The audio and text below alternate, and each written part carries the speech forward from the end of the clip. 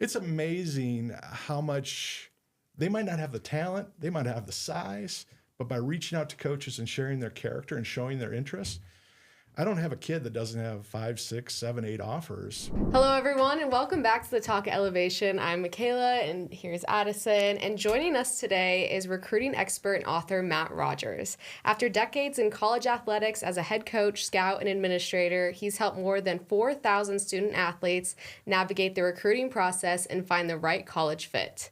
He's also the author of Significant Recruiting, the Playbook for Prospective College Athletes, a step-by-step guide designed to help athletes and families better understand the path to playing at the next level. Today, we're talking with Coach Rogers about the recruiting process, common mistakes athletes make, and how players can find a program that is truly the right fit for them, both on and off the court. Thanks for joining us today. You're very welcome. Who came up with that title? It's a mouthful. Well, you've done a lot of things. Yeah, we had to fit it all in, so there you go. How to give them the whole recap. Thank you for having me. Yes, of course. Thank you for joining us. So let's start with, where did the love for sports start? I'm the youngest of 5 kids. Okay. And when I say youngest, my siblings are 15, 14, 12, and 11 years older than me. Oh, wow. Oh, wow. The youngest. The youngest by a mile. So I grew up watching 4 athletes, and I wanted to be them. So, and then I was an uncle at 7. So I went from having all those older kids to watch. Now I was the role model. Right. I was Uncle Matt as a 2nd grader. So that's awesome. that's where it all That is began. funny. Yeah. I love it. Super awesome. Well, tell us a little bit about, what you did after that. You got into sports, Yeah. went to school. Tell us the background. I was a really bad college basketball player. Got hurt, and my career was only about 2 years long. So, but I knew probably by the age of 10 or 11 that I wanted to coach and teach. I just had it in me. I loved being around kids, and I loved motivating and inspiring. So that was my mission coming out of college, and I got a residence life job at a university. I was going to be the, whatever that is, director of residence life. I can't remember what my title was at that point. And I walked into the basketball coach's office the day I got hired, and I said, "Hey, I'm already going to be here. Would you like a volunteer assistant?" Right. And he said, "Absolutely." And that's kind of what jump-started. It was just the fact that I took a chance, and he took a chance on me, and he's a Hall of Fame coach. So the fact that he shared his wisdom with me, Ray Shovlin from St. Ambrose University, I'm really blessed that I got people like him early in my career.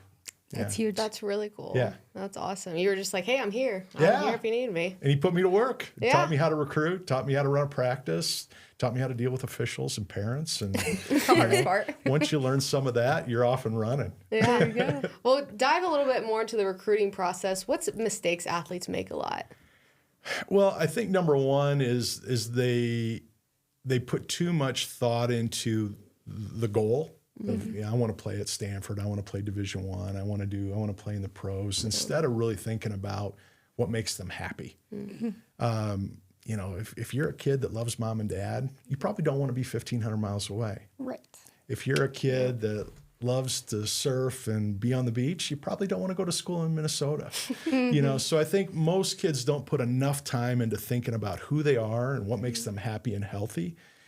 And then by the time they do that, it's often too late for them, and they miss a lot of opportunities to go to the schools that really fit them the best. So I think starting early and figuring out who you are and what makes you happy, that's a great way to start. Now you know what schools to go after. Because if you want to play college sports, don't wait for the coaches to find you. You got to go after them. Yeah. That's a good point to make. That is a good point. Yeah. So beyond talent, what are these coaches looking for? What did you learn through that recruitment process and everything? Well, it all starts with your body language. If I walk into a gym or a football game and I see a kid that doesn't get along with their teammates or loses their cool or doesn't react to coaching well, I'm walking out the door. And every coach I talk to every week is saying the same thing. I want that character. I don't want more problems. I want a kid that's going to come in and make our program better, going to collaborate, be a good teammate. And so that's where it starts. And the kids that are thinking about that are usually the ones that start coming up with solutions to, I was that kid. I could get into officials. if you made a bad call, I was going to give you a look, and I didn't realize that, that was affecting who I was and affecting the game and affecting my recruitment long term. So you got to learn how to control that passion. Yeah. Have you had any stories about kids like being angry on the court and then they realize they made a mistake by doing that? Oh yeah. There's always kids. I'll tell you a story. I remember my staff found this kid. I was in St. Louis coaching, and they found this kid who was 6'8", 220 pounds, just a great athlete. And they said, "Coach, nobody's recruiting him. Yeah. You got to go. You got to go watch him play." So I drove 6 hours on a day off to go watch this kid play. Wow. I got in the gym. Warm-ups came out. The kids ran out, and I go, "There's my kid." No, there wasn't a kid on the floor bigger than 6'2" besides this kid. Well, yeah, you're like, oh, there he is. There was no doubt. You didn't need to be a coach or a scout to know who this kid was. And there's a layup line, and the first 2 layups, he doesn't even look at the rim. He just throws the ball up in the air and runs by. And then he gets to the end of the line. You give 5 to your teammates. He just ignored his teammates, put his hand up, and then put his hand down. Wow. And the second time around, I was like, I want to see what his coach is going to do to this, because he's not really clicking with his teammates. He's kind of egotistical.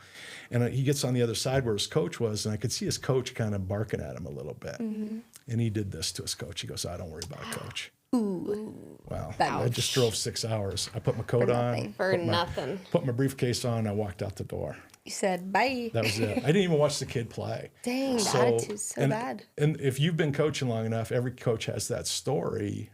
Yeah. If I see a little bit of a problem, why would I want that in my family? Mm-hmm. There's too many kids to look at. Yeah. So I know that didn't exactly answer your question, totally but answered it. Yeah. I think that's bigger than passion. I'd rather have a passionate kid. I can pull that passion back. Mm-hmm. But if you don't have a great work ethic or you're not a great teammate, that's hard to fix. Before we move on, let's talk about something every serious athlete needs to pay attention to: your digital footprint. Fan-Day Nation has just released a powerful new tool to help athletes make sure their social media profiles are fully optimized and recruit ready. Today, coaches aren't just evaluating game film, they're evaluating character, leadership, and maturity online. This resource gives you a step-by-step roadmap to clean up your profiles, highlight your strengths, and avoid common mistakes that can cost opportunities. If playing at the next level is your goal, don't leave your online presence to chance. Go check it out now at fandaynation.com. Right. It's not something you can definitely coach or teach. Yeah, exactly. Yeah, for sure.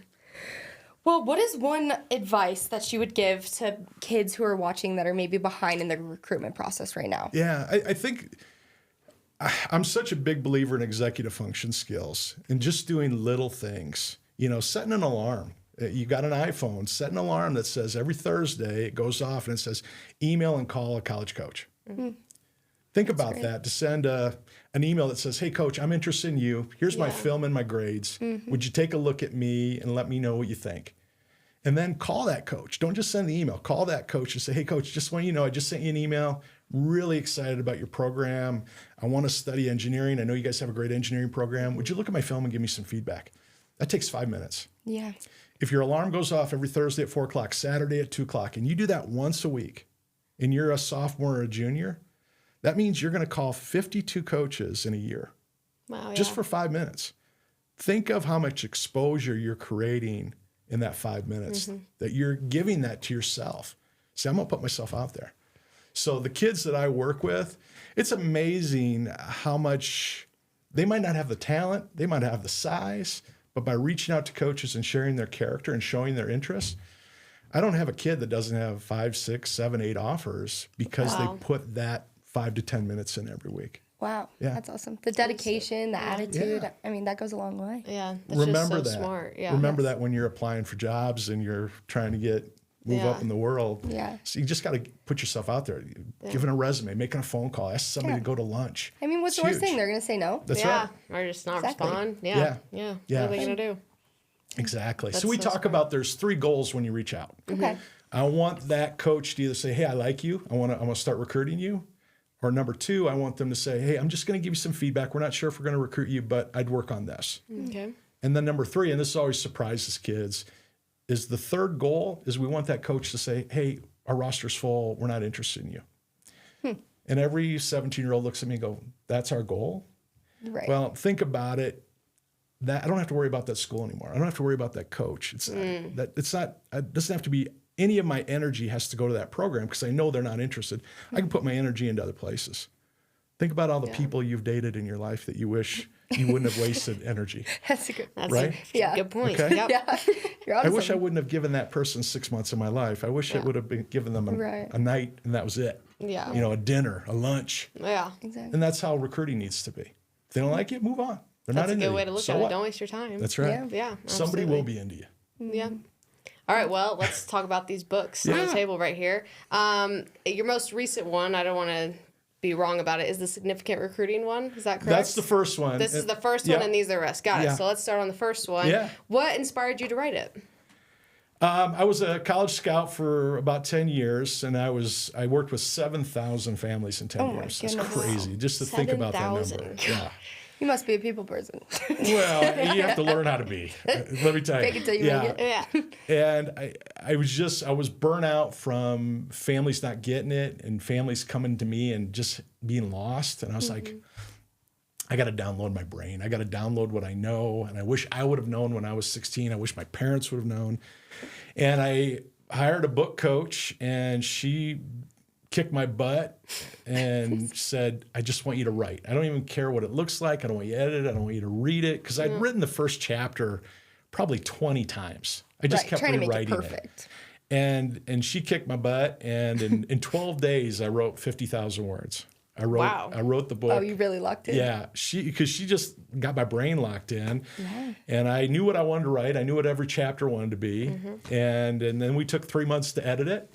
And and the idea of the book, Significance, is the idea of anybody can go into a gym and make a basket, right?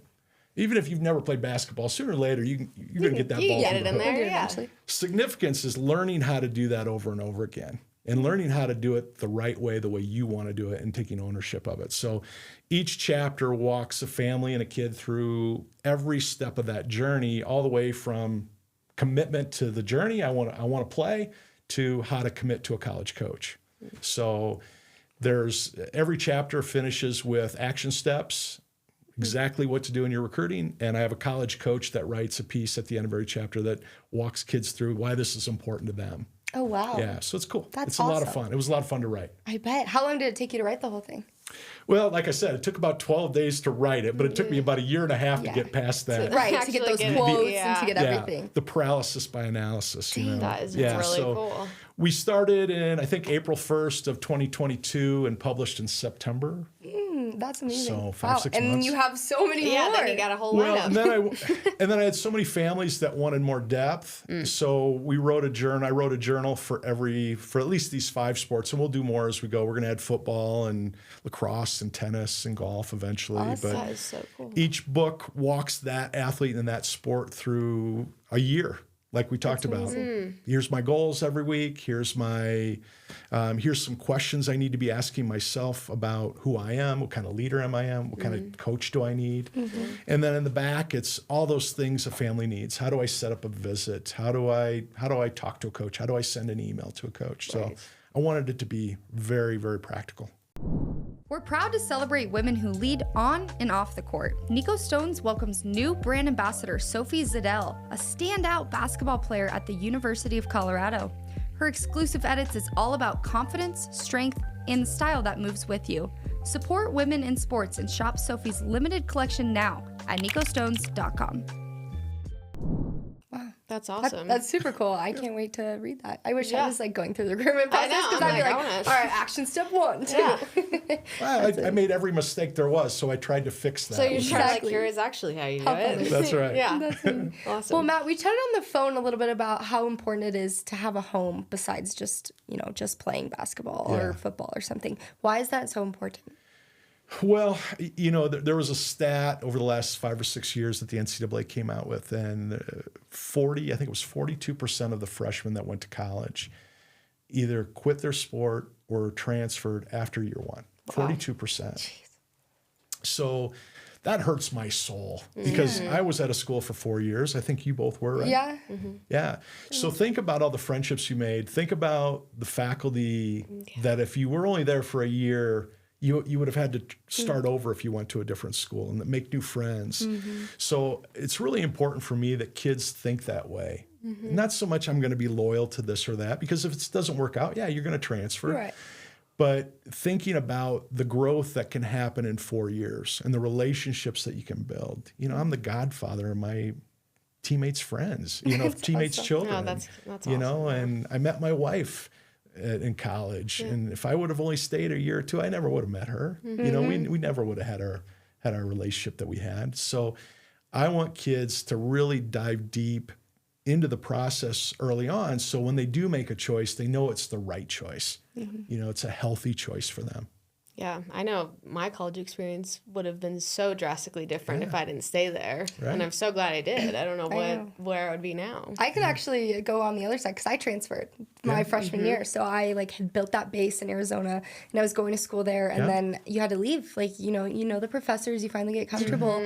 And then especially for like basketball and having the teammates and stuff, that's how you make a good team, is clicking and being together and working hard. Yeah. It's really important. Yeah. Somebody just put out of the Power 4 schools, I think there's 88 of them. There's only 22 kids this year that started at the school and are going to graduate at the same school. 22 out of 88 teams. Why Isn't do that people? crazy? Why is that a thing? Like, why do especially athletes? I mean, I guess like you get better opportunities, but it seems like a lot of people move and transfer.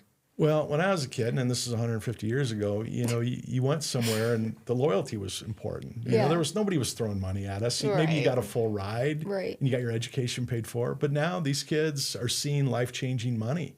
You know, if they have a good year at a small school, like I've got a good friend at Queen's University, Grant Leonard.